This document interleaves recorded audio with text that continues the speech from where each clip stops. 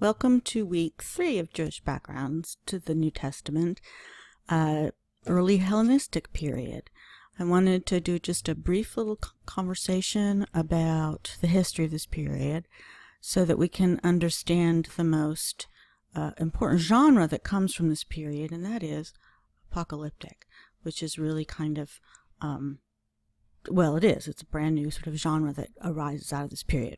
So let's start with the reason for Hellenism altogether, and that's Alexander the Great, who entered Palestine or Jerusalem in 332. There's not a lot of record of this, so it was a peaceful conquering or acquiring of the city. He marched all the way to the Indus River, where his troops revolted. He came back and died in Babylon.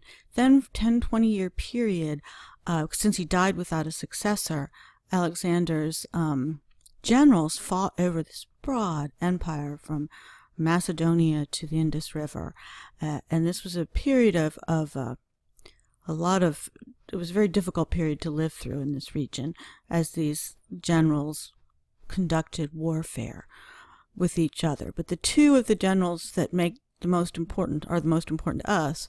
First, Ptolemy became the general. The Ptolemaic family took over control of Egypt, and Egypt at the beginning was and controlled the region of Palestine or Judah or Judea. So this was, again, a relatively peaceful period of time. The Egyptians were not much into disturbing their territories as long as they cooperated. But the Seleucus, General Seleucus, and his dynasty, the Seleucids, he took over Syria, and in between 200 and 198, Antiochus III, let's put his name over here,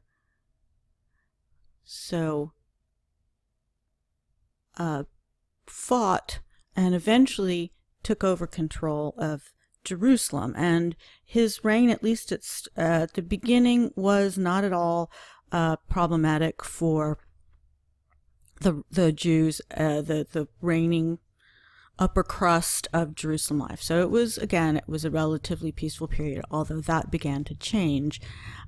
When he dies, there is a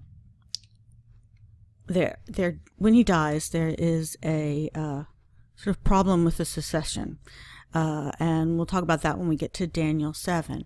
Finally, his son Antiochus IV becomes the king of the Seleucid Empire. He takes the name Epiphanes, which is quite a claim for himself, because it means manifest. So he is calling himself the manifest one, which is sort of saying that he is God, or God on earth, or God's representative, or something like that. So the man was not without ego. His friends, or should I say his contemporaries behind his back, called him Epimanes. So you can see the wordplay there. Epimanes means crazy. He, for whatever reason, set out first to Hellenize Jerusalem, but finally to just eradicate Judaism altogether.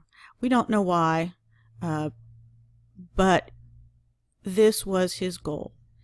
He burned copies of the scripture. He forced priests to either die or sacrifice to idols. He killed mothers who allowed their children to be circumcised. He killed children in front of their mothers. And this was just a really, really ugly time. And it is during the reign of of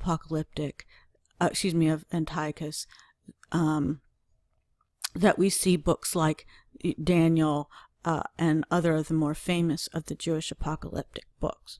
So it is out of this period of Hellenism and persecution that apocalyptic arises. So the major dates, and there's a lot to be read, there's a lot of information about this period, but the major dates for us that are important in 167, in its attempt to destroy or eradicate Judaism, he enters the temple in Jerusalem. Now he desecrates it, which is to say he makes it less than sacred. There are different stories that come from different time periods. It's not all from the ancient world, but we're not really sure exactly what happened. They said he sacrificed a pig on the high altar. That's probably the most far-fetched one, but possible. He allowed his non-Jewish soldiers to sacrifice on the altar to Yahweh. So that in and of itself was pretty terrible. He also there was also reference to a statue of Zeus that he put into the temple compound. So, all of these together were enough to make sure that, now that we've talked about Haggai and Zechariah and the purity of the temple and how important that was, that there was this was a really horrific thing for the people who worshipped in this temple, and so this was the sort of pressure of being, or just being a province and being Jewish in a larger world.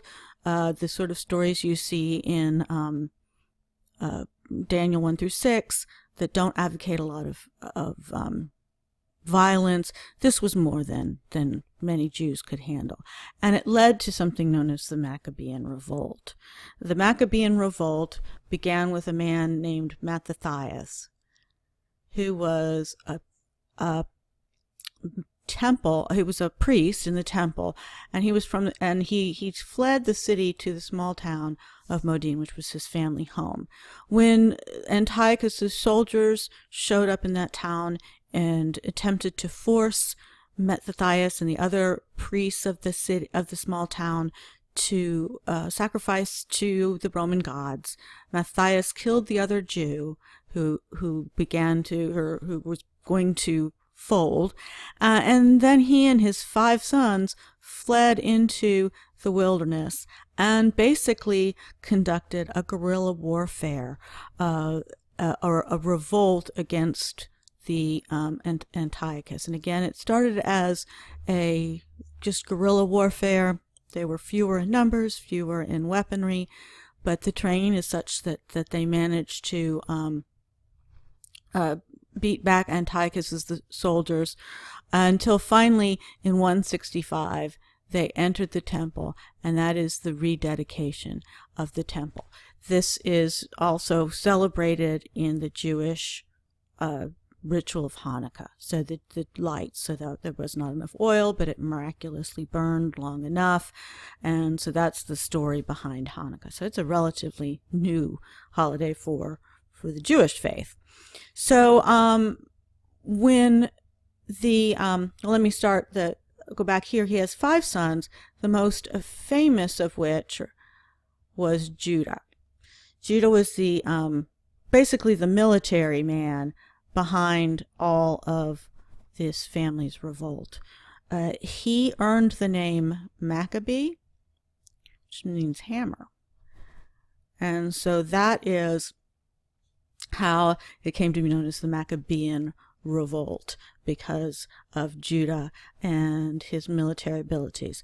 The rest of the sons of Mattathias will become important to us in our next section, because after Judah wins these military victories and they reach a relative peace, the family of Mattathias, the sons of Mattathias, set up what becomes known as the Hasmonean Empire. And so for a very short period of time in history anyway, a Jewish family ruled over Jerusalem and the surrounding area, depending on what time period, but at least Jerusalem and the surrounding area.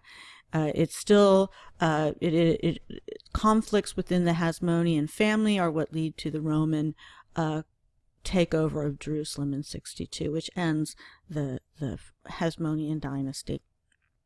So again, if you have any questions, please, but this is sort of the framework, particularly this man Antiochus and his actions and an attempt to destroy the temple. He becomes seen. He becomes a figure that sparks a lot of controversy, obviously.